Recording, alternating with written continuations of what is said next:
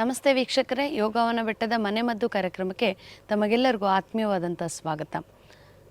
ಹೃದಯದ ಸಮಸ್ಯೆಗಳು ಅಥವಾ ಕೊಲೆಸ್ಟ್ರಾಲ್ ಸಂಬಂಧದ ಸಮಸ್ಯೆಗಳು, ರಕ್ತದೋಷಗಳು ಈ ರೀತಿ ತೊಂದರೆಗಳು ಆಗ್ತಾ ಇದ್ದಾಗ ಅಥವಾ ಆಗೋದಕ್ಕಿಂತ ಮುಂಚೆ ಯಾವೆಲ್ಲ ಲಕ್ಷಣಗಳನ್ನು ನಾವು ನೋಡ್ತಾ ಇರ್ತೀವಿ, ಹೇಗೆ ಈ ಸಮಸ್ಯೆಗಳು ಉಲ್ಬಣವಾಗ್ತವೆ, ಇದನ್ನು ನಿರ್ಲಕ್ಷ್ಯ ಮಾಡೋದ್ರಿಂದ ಆಗುವಂಥ ಅನಾಹುತಗಳೇನು, ಹಾಗಾದರೆ ಈ ರಕ್ತದಲ್ಲಿ ಕೊಲೆಸ್ಟ್ರಾಲ್ ಅನ್ನೋ ಅಂಶ ಸೇರ್ಪಡೆ ಆಗಿದ್ದಾದರೂ ಹೇಗೆ, ಯಾವ ತಪ್ಪು ಇದಕ್ಕೆ ಕಾರಣ, ಇವೆಲ್ಲವನ್ನು ನೀವು ತಿಳ್ಕೊಂಡ್ರೆ ಖಂಡಿತವಾಗ್ಲೂ ಮುಂಬರೋವಂಥ ಅನಾಹುತಗಳಿಂದ ನಿಮ್ಮ ದೇಹವನ್ನು ರಕ್ಷಿಸ್ಕೊಳ್ಬೋದು ಅಂತಲೇ ಹೇಳ್ಬೋದು. ಸೊ ರಕ್ತದಲ್ಲಿ ಕೊಬ್ಬಿನ ಅಂಶ ಜಾಸ್ತಿ ಆಗೋದು ಹೇಗೆ ಅನ್ನೋದನ್ನು ನಾವು ಇವತ್ತು ತಿಳ್ಕೊಳ್ತಾ ಹೋಗೋಣ. ಸಾಮಾನ್ಯ ದೇಹದಲ್ಲಿರ್ತಕ್ಕಂಥ ರಕ್ತ ಒಂದು ಸಾಂದ್ರತೆಯನ್ನು ಹೊಂದಿ ರಕ್ತ ಸಂಚಲನವನ್ನು ಮಾಡಬೇಕಂದ್ರೆ ಅದರದ್ದೇ ಆದ ಅಂಶ ಅಥವಾ ಅದರದ್ದೇ ಆದ ಕೊಬ್ಬಿನ ಅಂಶಗಳಿರ್ಬೋದು ಅಥವಾ ರಕ್ತದಕ್ಕೆ ಬೇಕಾಗಿರ್ತಕ್ಕಂಥ ಹಲವಾರು ರೀತಿಯ ಪೌಷ್ಟಿಕಾಂಶಗಳನ್ನಿರ್ಬೋದು, ಅವನ್ನೆಲ್ಲ ಹೊಂದಿದ್ರೇ ಅದು ರಕ್ತ ಸಂಚಲನ ಆಗಲಿಕ್ಕೆ ಸಾಕಷ್ಟು ಸಾಂದ್ರತೆಯನ್ನು ಹೊಂದಿರುತ್ತೆ. ಯಾವಾಗ ಅದು ಅಧಿಕವಾಗ್ತದೋ ರಕ್ತದಲ್ಲಿ ಆಗ ಸಮಸ್ಯೆಗಳು ಹೆಚ್ಚಾಗ್ತಾ ಹೋಗ್ತವೆ. ಇದರಲ್ಲಿ ಶುದ್ಧ ಕೊಬ್ಬಿನ ಅಂಶ ಅಥವಾ ಅಶುದ್ಧವಾದ ಕೊಬ್ಬಿನ ಅಂಶ ಅನ್ನೋ ಒಂದು ಎರಡು ರೀತಿಯಲ್ಲಿ ಮಾರ್ಪಾಡನ್ನು ನಾವು ಮಾಡಬೇಕಾಗತ್ತೆ. ದೇಹಕ್ಕೆ ಶುದ್ಧ ಕೊಬ್ಬಿನ ಅಂಶ ಯಾವುದರಿಂದ ಸಿಗುತ್ತೆ, ಅಶುದ್ಧವಾದ ಕೊಬ್ಬಿನ ಅಂಶ ಯಾವುದರಿಂದ ಸಿಗುತ್ತೆ ಅನ್ನೋದನ್ನು ನೀವು ತಿಳ್ಕೊಂಡ್ಬಿಟ್ರೆ ದೇಹಕ್ಕೆ ಸಾಕಷ್ಟು ಉಪಯೋಗವನ್ನು ನೀವು ಮಾಡಬಹುದು.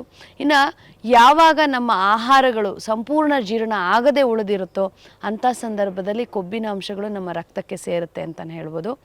ಆಹಾರದಲ್ಲಿ ಕೊಬ್ಬಿನ ಅಂಶ ಇರ್ತಕ್ಕಂಥ ಗಟ್ಟಿ ಪದಾರ್ಥಗಳಾದಂಥ ಮಾಂಸ, ಬೇಕರಿ ಆಹಾರ, ಮೈದಾ ಹಿಟ್ಟಿನ ಪದಾರ್ಥದಿಂದ ತಯಾರಿಸಿದಂಥ ಆಹಾರಗಳು, ಕಾಫಿ ಟೀಗಳು ಮತ್ತು ಅಧಿಕವಾದ ಮಸಾಲೆಗಳು ಮತ್ತು ಅಧಿಕವಾದ ದುಶ್ಚಟಗಳು, ಈ ರೀತಿಯ ತಪ್ಪುಗಳಲ್ಲಿ ನಾವು ಸಾಕಷ್ಟು ಬಾರಿ ರಕ್ತದಲ್ಲಿ ಕೊಬ್ಬಿನ ಅಂಶವನ್ನು ನೋಡಬೇಕಾಗತ್ತೆ. ಆದರೆ ಇತ್ತೀಚಿನ ಜನರಿಗೆ ಹಾಲಿನ ಉತ್ಪನ್ನಗಳಿಂದ ಕೊಬ್ಬು ಜಾಸ್ತಿ ಆಗುತ್ತೆ ಅನ್ನೋದನ್ನು ಆಲೋಚನೆ ಮಾಡಿ ತಪ್ಪು ನಿರ್ಧಾರವನ್ನು ಮಾಡ್ತಾ ಹಾಲಿನ ಉತ್ಪನ್ನಗಳನ್ನೇ ನಿಲ್ಲಿಸ್ತಾ ಬಂದಿದ್ದಾರೆ.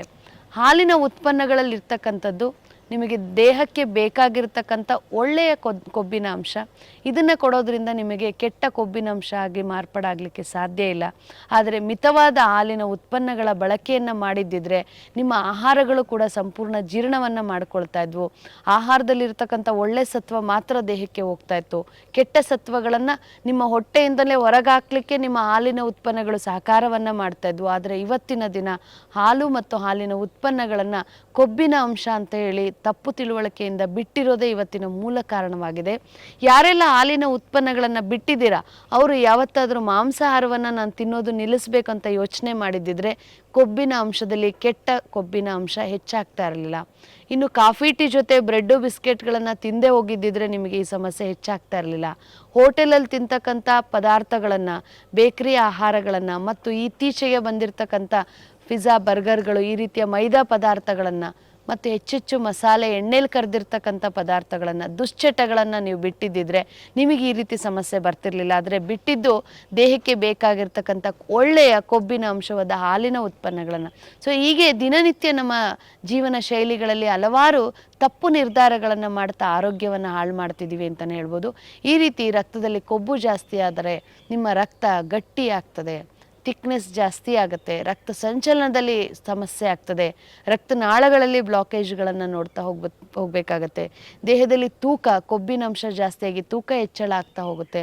ನಿಮ್ಮ ದೇಹದ ಅಂಗಾಂಗಗಳಲ್ಲಿ ನಿಮ್ಮ ದೇಹದ ಭಾರ ಜಾಸ್ತಿ ಬೀಳಬೇಕಾಗತ್ತೆ ಮತ್ತು ಹೆಚ್ಚಿನ ಪ್ರಮಾಣದ ಕಾಯಿಲೆಗಳಿಗೆ ನಿಮ್ಮ ದೇಹ ಬಲಿಯಾಗಬೇಕಾಗತ್ತೆ, ಸೋಂಕುಗಳಿಗೆ ಬಲಿಯಾಗಬೇಕಾಗತ್ತೆ. ಇವೆಲ್ಲವನ್ನು ನೀವು ಸರಿಪಡಿಸ್ಕೊಳ್ಬೇಕಂದ್ರೆ ಮುಖ್ಯವಾದ ಅಂಶ ರಕ್ತದ ಶುದ್ಧೀಕರಣವನ್ನು ನೀವು ಮಾಡ್ಕೊಳ್ಬೇಕೇ ವಿನಃ ರಕ್ತ ತಿಳಿಯಾಗಲಿಕ್ಕೋಸ್ಕರ ಮಾತ್ರೆ ತಿನ್ನೋದು ಎಷ್ಟರ ಮಟ್ಟಿಗೆ ಸರಿ, ಆ ಮಾತ್ರೆ ಎಷ್ಟೊತ್ತು ನಿಮಗೆ ಕೆಲಸ ಮಾಡುತ್ತೋ ಅಲ್ಲಿ ತನಕ ಮಾತ್ರ ನಿಮ್ಮ ರಕ್ತ ತಿಳಿಯಾಗಿರುತ್ತೆ, ಮತ್ತೆ ಅದೇ ಸಮಸ್ಯೆಯನ್ನು ಅದು ಎದುರಿಸ್ತಾ ಇರುತ್ತೆ. ಶುದ್ಧೀಕರಣ ಮಾಡಲಿಕ್ಕೆ ಸಾಧ್ಯ ಇಲ್ಲ. ಶುದ್ಧವಾಗಬೇಕಂದ್ರೆ ನಿಮ್ಮ ಬದಲಾವಣೆ ಅತಿ ಮುಖ್ಯವಾಗಿರುತ್ತೆ. ಜೊತೆಗೆ ದೇಶೀಯ ವೈದ್ಯ ಪದ್ಧತಿಗಳನ್ನು ಅನುಸರಿಸುವಂಥದ್ದು, ಕೆಲವೊಂದಷ್ಟು ಮನೆಮದ್ದುಗಳನ್ನು ಕೂಡ ಮಾಡ್ಕೊಳ್ಳೋದ್ರಿಂದ ರಕ್ತದ ಶುದ್ಧತೆಯನ್ನು ನೀವು ಮಾಡ್ಕೊಳ್ಬೋದು. ಆ ರೀತಿ ಮನೆಮದ್ದುಗಳನ್ನು ನಾವು ನೋಡ್ತಾ ಹೋಗೋಣ. ಮುಖ್ಯವಾಗಿ ಯಾವುದೇ ಕೊಬ್ಬಿನ ಅಂಶ ನಿಮ್ಮ ದೇಹಕ್ಕೆ ಸೇರಬಾರ್ದಂದ್ರೆ ಹೊಟ್ಟೆ ಶುದ್ಧೀಕರಣವನ್ನು ನಾವು ಆಗಾಗ ಮಾಡ್ತಿರಬೇಕು. ಶುದ್ಧೀಕರಣಕ್ಕೋಸ್ಕರ ಶುದ್ಧ ಕೊಬ್ಬರಿ ಎಣ್ಣೆಯನ್ನು ಬಳಸುವಂಥದ್ದು. ಯಾರಿಗೆಲ್ಲ ಕೊಲೆಸ್ಟ್ರಾಲ್ ಇದೆ ಅಂಥವರು ಪ್ರತಿನಿತ್ಯ 2 ಚಮಚ ಕೊಬ್ಬರಿ ಎಣ್ಣೆಯನ್ನು 3 ತಿಂಗಳುಗಳ ಕಾಲ ಬಿಡದೆ ಸೇವಿಸ್ತಾ ಬನ್ನಿ. ಪ್ರತಿನಿತ್ಯ ಸೇವಿಸಬೇಕು. 2 ಚಮಚ ಕೊಬ್ಬರಿ ಎಣ್ಣೆ ಬೆಳಗ್ಗೆ ಖಾಲಿ ಹೊಟ್ಟೆಗೆ ಅಥವಾ ರಾತ್ರಿ ಮಲಗೋ ಸಂದರ್ಭದಲ್ಲಿ. ಸಾಮಾನ್ಯ ಬೆಳಗ್ಗೆ ಖಾಲಿ ಹೊಟ್ಟೆಯಲ್ಲಿ ಬಳಸೋದು ಬಹುಬೇಗ ಚಿಕಿತ್ಸೆಯಾಗಿ ಮಾರ್ಪಾಡಾಗುತ್ತೆ. ಹಾಗಾಗಿ ಖಾಲಿ ಹೊಟ್ಟೆಯಲ್ಲಿ 2 ಚಮಚ ಕೊಬ್ಬರಿ ಎಣ್ಣೆಯನ್ನು ಸೇವನೆ ಮಾಡಿದ್ರೆ ನಿಮ್ಮ ಕೊಲೆಸ್ಟ್ರಾಲನ್ನು ಬೇಗ ನೀವು ನಿವಾರಣೆ ಮಾಡ್ಕೊಳ್ಬೋದು. ಹಾಗೆ ಪ್ರತಿನಿತ್ಯ ಒಂದು 20 ಬಾದಾಮಿಗಳನ್ನು ರಾತ್ರಿಯೇ ನೆನೆಸಿಟ್ಟು ಬೆಳಗ್ಗೆ ಖಾಲಿ ಹೊಟ್ಟೆಯಲ್ಲಿ ಅದನ್ನು ಸೇವನೆ ಮಾಡೋದ್ರಿಂದ ಕೊಲೆಸ್ಟ್ರಾಲನ್ನು ನಿವಾರಣೆ ಮಾಡ್ಕೊಳ್ಬೋದು.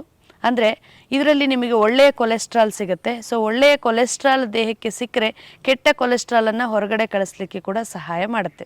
ಇನ್ನು ಮೆಂತ್ಯ ಕಾಳಿನಲ್ಲಿ 25% ನೀರಿನಲ್ಲಿ ಕರಗುವಂಥ ನೀರಿನ ಅಂಶವಿದೆ. ಹಾಗಾಗಿ ಇದು ಕೂಡ ಕೊಲೆಸ್ಟ್ರಾಲನ್ನು ಕಡಿಮೆ ಮಾಡುತ್ತೆ. ಸೊ ರಾತ್ರಿಯೇ ಮೆಂತ್ಯನ ನೆನೆಸಿಡಿ, ಮುಂಜಾನೆ ಈ ಮೆಂತ್ಯ ನೀರನ್ನು ಕುಡಿಯೋದು ಕೂಡ ತುಂಬ ಸೂಕ್ತವಾದ ಔಷಧಿ.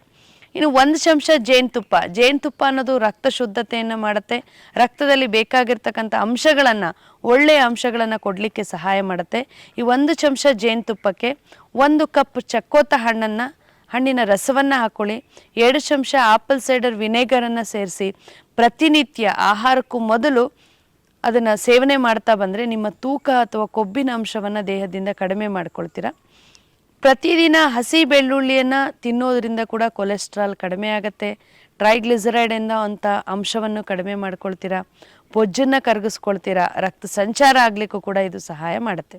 ಇನ್ನು ಹುಳಿ ಇಲ್ಲದೆ ಇರ್ತಕ್ಕಂಥ ಮಜ್ಜಿಗೆಗೆ ಕೊತ್ತಂಬರಿ ಸೊಪ್ಪು ಮತ್ತು ಅರ್ಧ ಈರುಳ್ಳಿ ಹಾಗೆ ಒಂದು 3-4 ಬೆಳ್ಳುಳ್ಳಿ ಎಸಳುಗಳನ್ನು ಸೇರಿಸಿ ಇವೆಲ್ಲವನ್ನು ಸೇರಿ ರುಬ್ಬಿಟ್ಕೊಂಡು ಪ್ರತಿದಿನ ಮಜ್ಜಿಗೆಗೆ ಹಾಕಿ ಅದನ್ನು ಸೈಂದ್ರವ ಲವಣವನ್ನು ಸೇರಿಸಿ ಆ ಮಜ್ಜಿಗೆಯನ್ನು ನೀವು ಸೇವಿಸಿದ್ರೆ ಕೊಲೆಸ್ಟ್ರಾಲನ್ನು ಕಡಿಮೆ ಮಾಡ್ಕೊಳ್ಬೋದು.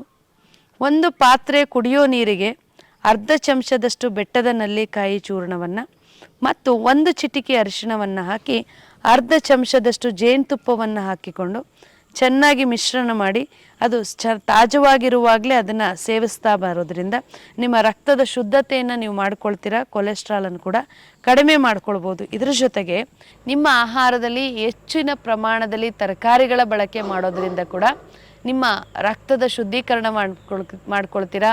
ಕೊಬ್ಬಿನ ಅಂಶವನ್ನು ಕಡಿಮೆ ಮಾಡಿಕೊಳ್ಳಿಕ್ಕೂ ಕೂಡ ಇದು ಸಹಾಯವಾಗುತ್ತೆ. ಮೊಳಕೆ ಕಾಳಿರ್ಬೋದು, ಬೇಯಿಸಿರ್ತಕ್ಕಂಥ ಸೊಪ್ಪು ತರಕಾರಿಗಳು, ಹಸಿ ತರಕಾರಿಗಳು ಮತ್ತು ಹಣ್ಣುಗಳನ್ನೇ 70% ಆಹಾರದಲ್ಲಿ ಬಳಸಿ ಕೇವಲ 30% ಸಿರಿಧಾನ್ಯಗಳನ್ನು ನಿಮ್ಮ ಆಹಾರದಲ್ಲಿ ಬಳಸ್ತಾ ಬರುವಂಥದ್ದು. ದಿನಕ್ಕೆ 4 ಲೀಟರಷ್ಟು ನೀರಿನ ಅಂಶವನ್ನು ಪ್ರತಿ ಗಂಟೆಗೆ 1 ಲೋಟದ ಪ್ರಕಾರ ಸೇವನೆ ಮಾಡ್ತಕ್ಕಂಥದ್ದು ಮತ್ತು ರಕ್ತ ಶುದ್ಧೀಕರಣಕ್ಕೆ ಬೇಕಾದಂತಹ ನೆಲ್ಲಿಕಾಯಿ ಮತ್ತು ತುಳಸಿ ಹಾಗೆ ಬೇವಿನ ಎಲೆಗಳು ಹಾಗೆ ನಿಮ್ಮ ಆಹಾರದಲ್ಲಿ ಬಳಸ್ತಕ್ಕಂಥ ಹಾಲಿನ ಉತ್ಪನ್ನಗಳು ಇವೆಲ್ಲವನ್ನು ನೀವು ಆಗಾಗ ದಿನನಿತ್ಯದಲ್ಲಿ ಬಳಸುವಂಥದ್ದು, ಜೀರಿಗೆ ಕಷಾಯಗಳನ್ನು ಬಳಸ್ತಕ್ಕಂಥದ್ದು ಸೂಕ್ತವಾದ ರಕ್ತ ಶುದ್ಧತೆಗೆ ನಿಮಗೆ ಸಹಕಾರಿಯನ್ನು ಮಾಡುತ್ತೆ. ಈ ರೀತಿಯ ಆರೋಗ್ಯವನ್ನು ಮನೆಯಲ್ಲೇ ಸರಿಪಡಿಸ್ಕೊಳ್ತಕ್ಕಂಥ ವಿದ್ಯೆಯನ್ನು ನೀವು ಕಲಿಬೇಕಾಗತ್ತೆ. ಅರ್ಥ ಮಾಡ್ಕೊಳ್ಬೇಕು. ದೇಹದ ಚಲನವಲನಗಳ ಬಗ್ಗೆ ತಿಳುವಳಿಕೆಯನ್ನು ಪಡೆದುಕೊಳ್ಬೇಕು.